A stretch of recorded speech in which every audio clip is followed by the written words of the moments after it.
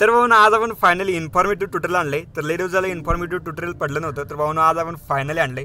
तर आज आपण संपूर्ण डिटेल्समध्ये प्रिंटिंग संदर्भात संपूर्ण डीपमध्ये माहिती बघणार आहे. तर तुम्ही म्हणशीला तुम्ही प्रिंटिंग संदर्भात कसं काय सांगू शकताय. तर भाऊ मी स्वतः आपल्या प्रिंटिंग संदर्भात डिग्री गेलो जसं की बीवॉकमधनं.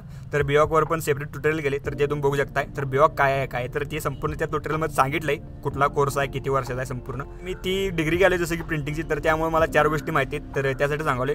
त्याचबरोबर प्रिंटिंगचा मुद्दा उचलायची गोष्ट म्हणजे खास करून इलेक्शन लागले आपल्या महाराष्ट्रात. तर इलेक्शनच्या ऑर्डर डिक असणार आहेत जसं की प्रिंटिंगच्या तेन जसं की गावात फ्लेक्स असतात प्रत्येक पॅनलचं तेन. तर प्रत्येक मोठा एडिटर असू दे किंवा छोटा एडिटर असू दे तर त्याच्याकडे एक नाही कुठली तर ऑर्डर 101% प्रिंटिंगची येणारच आहे. तर त्यासाठी म्हटलं प्रिंटिंग संदर्भात जेवढं काही प्रॉब्लेम असतील तर तेवढं फायनली क्लिअर करून टाकावं म्हणजे कोणाला प्रॉब्लेम येणार नाही. तर हे जे प्रश्न आहेत तर हे मी आपल्या व्हॉट्सअपवरूनच घेतलं. जसं की मला एकानं म्हणजे प्रश्न त्याला पडलेलं तर ते मला व्हॉट्सअपला टाकलं. तर तेच मला आवडलं कारण का असं प्रश्न लई जणांना पडला असतील असं मला वाटलं. तर मी ते 4 प्रश्न आहेत तर 4 प्रश्न पहिल्यांदा वाचून दाखवतो. तर पहिला प्रश्न असा आहे की ते म्हणतात की दादा प्रिंटिंगसाठी किती MBचा बॅनर लागतो. जसं की आपण कुठलाही प्रिंटिंगसाठी बॅनर केला तर ते किती MB पर्यंत पाहिजे तर असं त्यांचं म्हणणं आहे. त्याचबरोबर दुसरा म्हणजे प्रश्न असा आहे की प्रिंटिंग बॅनरची मोबाईलवरती फाईल कोणती सेंड करायची. जसं की बघायला गेलं तर आता आपण मोबाईलवरती म्हणजे बॅनर केला तर प्रिंटिंगवाला कसं मागतो की CDR फाईल द्या PAD फाईल द्या. तर ती फाईल म्हणजे कशी सेंड करायची किंवा लागत्या का नाही हे पण मी तुम्हाला सांगणार आहे. त्याचबरोबर आता तिसरा प्रश्न असा आहे की प्रिंटिंग बॅनर व्हॉट्सअपला कसा पाठवायचा. आपण पब्लिकला पाठवतो तर तो वेगळा प्रिंटिंगवाल्याला पाठवतो तर तो वेगळा. ओके तर या पण गोष्टी सांगणार आहे मी. त्याचबरोबर आता चौथा प्रश्न असा आहे की प्रिंटिंगसाठी बॅनर म्हणजे बॅनरची MB कशी वाढवायची. ओके तर ते गरजेचं आहे काय म्हणजे MB वाढवणं तर ते पण मी तुम्हाला सांगतो. तर आजचं टोटल भाऊ डीपमध्ये आहे आणि नक्की शेवटपर्यंत बघा नक्कीच तुमच्या फायद्यात आहे. आणि काय जरा ॲडव्हान्स गोष्टी घेतल्यात तर नक्कीच मन लावून आहे का नक्कीच तुम्हाला कळतील. तर आता आपला पहिला प्रश्न असा आहे की दादा प्रिंटिंगसाठी किती MBचा बॅनर लागतोय. ओके तर सगळ्यात महत्त्वाची गोष्ट भावनो मी आत्तापर्यंत जेवढ्या प्रिंटिंगचे बॅनर मारल्या जसं की मोबाईलवर असतील किंवा PCवर असतील की मी सकाळी स्टोरी टाकल्या बघा. जसं की त्या संपूर्ण प्रिंटिंगचे बॅनर आहेत जसं की पॅम्पलेट पण आहे. त्याचबरोबर 12x10 परत 12x20 तर हे बॅनर आहेत ते मी खास करून PCवर गेल्यात काय अडचण येणार नाही. पण खास करून जे मोबाईलवर असतात का नाही त्यांना जरा प्रॉब्लेम येऊ शकते. जसं की आता ह्याच दिवसात मी मागल्या माझ्याकडे तेव्हा PC नव्हता फेब्रुवारी महिन्यात. तर त्यावेळेला बघायला गेलं तर मी क्रिकेटचा बॅनर केला होता. तेव्हा मी आपल्या मार्केटमध्ये फायनली PLB आणलेली तर ते आता लई गाजल्या सोडा. तर तेव्हा मी पहिल्यांदा PLB आणल्या आपल्या मार्केटमध्ये. तर तो बॅनर तुम्ही बघू शकताय. तर तो मी मोबाईलमध्ये केला होता तर तिची मी प्रोजेक्ट सेव्ह केला तर तेव्हा मला कळलं PLB अशा असत्या. तर तो मी परफेक्टलीरित्या हाय असा प्रिंट मारला. तुम्हाला मी आपल्या इंस्टाग्रामवरून तुम्ही बघू शकताय दोन की कसा बॅनर आहे कसा केला. त्याचबरोबर मी व्हिडिओमध्ये पण दाखवले तर सेपरेट एक व्हिडिओ केला आहे तर तिची पण मी फाईल दिली तिचं. तर नक्कीच तुम्हाला कळलं असेल तिची साईज कशी ठेवली असेल.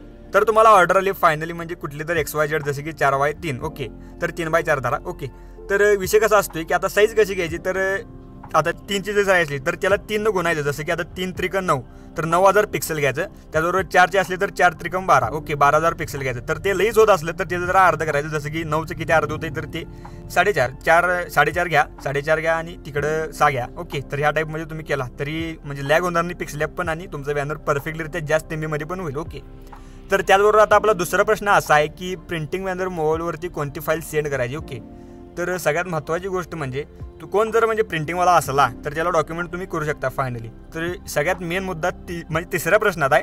तर त्याच्या आधी मी म्हणजे दुसरा प्रश्न सांगाले. ओके तर सगळ्यात महत्त्वाची गोष्ट म्हणजे कोणी जरी मागितली कुठलीही फाईल मागितली तर ती डायरेक्ट त्याला डॉक्युमेंटने सेंड करायचं. जसं की कारण का काय विषय असतोय जसं की आपण संपूर्ण वर्क करतो असते पिक्सलमध्ये. तर आपण इलिस्ट्रेटरमध्ये केलं असलं तर तो वेगळा विषय पडतो. जसं की तुम्हाला इलिस्ट्रेटरमध्ये आता कसं विषय तुम्ही बघू शकता जसं की आपल्या इन्फायनाईट पेंटरला तर ते जरा उगच म्हणजे वेक्टर बेस्ड सॉफ्टवेअर आहे जरा उगच म्हणजे लई नाही. जसं की तुम्ही बघायला गेलं तर ते पण जरा झूम केल्यावर पिक्सलेट होते तर तो विषय असते. तर त्याचे पण तुम्ही जरा साईज वाढवली जसं की 3000 जर केला तुम्ही जसं की कॅनव्हस तर ते अजिबात फुटत नाही. तर त्याच टाईममध्ये तर ते जर तुम्ही हाय असं पाठवलं जसं की बिना डॉक्युमेंट करता जसं की इन्फायनाईट पेंटरची फाईल तर ती अजिबात फुटत नाही. पण तुम्ही जर पिक्सलॅब पिक्सार्ट तर हे जे पाठवलं तर ती फुटत्या. तर त्याचं कारण हेच आहे की पिक्सलवर काम करत असते. तर त्यासाठी खास करून कोणीही जरी मागितली जसं की कस्टमर असेल किंवा प्रिंटिंगवाला असेल तर खास करून त्याला डॉक्युमेंट फाईल सेंड करायची. ओके तर मी दुसरा प्रश्न क्लिअर केला आहे तुमचा.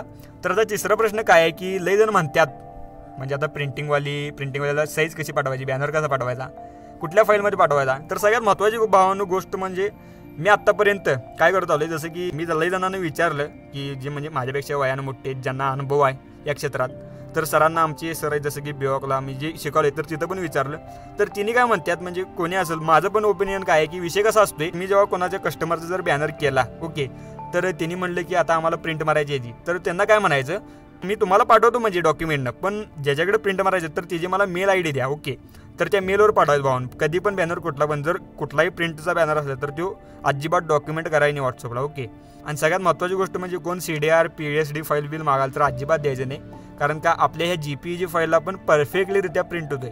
अजिबात काही कुठलं टेन्शन नाही, अजिबात कुठलीही म्हणजे पिक्सलेट अजिबात होत नाही. हे फक्त अफवा आहेत. कसा विषय असतोय की त्यांना पैसे काढायचे असतात डिझाईनचं. ओके, डिझाईन केली की नाही तिथं तर त्यांना आणि पैसे मिळतात. तर ऑलरेडी आपण तयार डिझाईन दिलं तर त्यांचं पैसे कमी होत असतात. तर त्यामुळे तिने म्हणतात काहीतरी कारणं सांगतात. तर काय एवढा विषय नसते. आणि तुम्हाला अजून एक खास करून एक कारण म्हणजे मिळेल तर ते म्हणजे कलरचं. तर ह्यो 3च कलर असतात, 4च कलर असतात. जसं की आता 3 कलर कुठलं RGB आणि 4 कलर कुठलं CMYK. ओके, तर त्यांनी हे ऑब्जेक्शन काढतील जसं की ह्यो बॅनर ह्या कलरमध्ये नाही आहे. त्यांना म्हणायचं जर प्रिंट चांगला झाला नाही तर पैसे मी देतो म्हणायचं कस्टमरला. अजिबात भ्यायचं नाही. 101% कुठलाही बॅनर प्रिंट होते. तर मी काय म्हटलं, प्रिंटिंगसाठी जर म्हणजे बॅनर द्यायचा असला तर काय करायचं, मेल करायचं डायरेक्ट. तर त्यानंतर आता सगळ्यात खास करून ह्यो प्रश्न जास्त करून म्हणजे विचारला जाणार आहे तर तो म्हणजे MB कशी वाढवायची. तर भावाने मी काय म्हणतोय, आता लय जणांना प्रश्न पडतोय की नाही हो, तर विषय कसा आहे, तुम्ही जर बॅनर क्लिअर केला का नाही एकदम क्लिअर म्हणजे एकदम परफेक्टलिरित्या क्लिअर, तर MB वाढवायची गरजच नाही भावांनो. जसं की आता आमचं जर बघायला गेला तर तुम्ही माझं थंबनेल बघत असतील जसं की यूट्यूबला, तर ते भावांनो परफेक्टलिरित्या फक्त 2 MB म्हणजे थंबनेल असते. जर जास्त झालं तर ते अजिबात अपलोड होत नाही.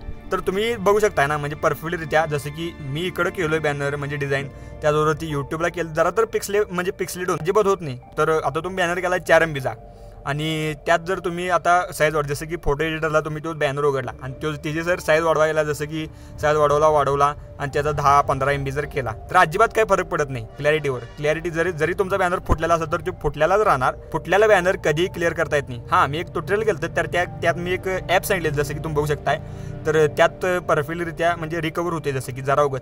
तर त्या इमेज रिकवर होत्यात, टेक्स्ट रिकवर अजिबात होत नाही. जसं की रेमिनी काय तर ह्या नावाचं ॲप आहे. तर ते तुम्ही बघू शकता ट्युटोरियल. तर ह्यो परफेक्टलिरित्या तुम्ही करतानाच चांगला बॅनर म्हणजे एकदम क्लिअरिटीमध्ये करत जावा. जसं की आता जर पिक्सार्टमध्ये काम असलं तर तुम्ही इथनं कॅनव्हास तयार करून घेत जावा जसं की जास्त MBचा. ओके, म्हणजे पिक्सल लॅबमधनं. तर तो तिकडे सेंड करायचा, त्यावर परफेक्टरित्या आपला काय जो बॅनर आहे तर तो करायचा. आणि खास करून मी काय म्हणतोय जसं की आता मी फोटोपे वेबसाईट सांगितल्या तर त्यावर किंवा इन्फिनिट पेंटर त्यावर जास्त करून वर्क करायला चालू करा. कारण का हे आता जुनं झालं हो. जसं की म्हणजे पिक्सल लॅबमध्ये तर ब्लेंडिंग मोडच नाही आहेत आणि पिक्सार्टमध्ये गेलं तर तिथं पण ब्लेंडिंग मोड नाही आहेत मोठं परत आणि ॲडव्हान्स तिने काय अजून अपडेट आणलं नाही आहे. तसं नाही, फोटोपॅमध्ये जर बघायला गेलं तर ढीग असा ॲडव्हान्स आहे. जरा लॅग होते तेवढं म्हणजे कष्ट करायला लागणार. तिथं तुम्ही रिझोल्युशन ॲडजस्ट करू शकताय आणि हाईट ॲडजस्ट करू शकताय जसं की तुम्ही इंचेसमध्ये साईज घेऊ शकताय. त्याचबरोबर इकडे जर इन्फिनिट पेंटरमध्ये जर बघायला तर तिथं पण तुम्ही परफेक्टलिरित्या आपला बॅनर तयार करू शकताय. ओके, मी काय प्रमोशन करायला नाही कोणाचं, मी तुमच्यासाठी खास करून तुमच्यासाठी सांगायला जसं की प्रिंटिंग बॅनर असेल किंवा अन्य कुठलाही बॅनर असेल. जर तुम्हाला कस्टमरला एकदम क्लॅरिटीमध्ये पाठवायचा असला तर हे बघायलाच पाहिजे भावून तुम्हाला. तर आता मी जे काही 4 गोष्टी सांगितल्या जसं की 4 प्रश्न म्हणजे माझ्या मनाला वाटलेलंच की हे तुम्हाला 101% प्रश्न म्हणजे पडलाच असणार आहेत. ओके, तर ज्या मी चुका केल्या तर त्या चुका मला कळून आल्या. तर त्यामुळे तुम्ही ह्या चुका करायला नको, तर त्यासाठी मी ह्या चुका सांगितल्या, त्यावर सोल्युशन सांगितलं. ओके, तर नक्कीच आजचं ट्युटोरियल आवडला असणार आहे. तर जे कोण नवीन आहेत तर त्यांच्यासाठी खास हे शेअर करा जे कोण आपल्या चॅनलवर आधीपासून आहेत. तर ज्या आधीपासून आहेत तर त्यांच्यासाठी मी मुद्दा क्लिअर करत आलो जसं की प्रिंटिंग संदर्भात. पण जे नवीन आहेत तर त्यांच्यासाठी खास करून सांगतो. तर नक्कीच तुम्हाला आजचं ट्युटोरियल कळालं असेल. बाकी आजचं ट्युटोरियल ढीग आवडला असेल तर ढीग शेअर आणि ढीग कमेंट करा. बाकी अजून काही म्हणजे प्रश्न पडला असेल जसं की प्रिंटिंग संदर्भात तर ते मला नक्की कमेंट करून सांगा. मग म्हणजे कमेंट केल्यावर मला कळतील की असं मग तुम्हाला प्रॉब्लेम आहेत. ओके, तर भेटा लवकरच एकदम चांगल्या खतरनाक ट्युटोरियलमध्ये. तर बाय, काळजी घ्या, टेक केअर.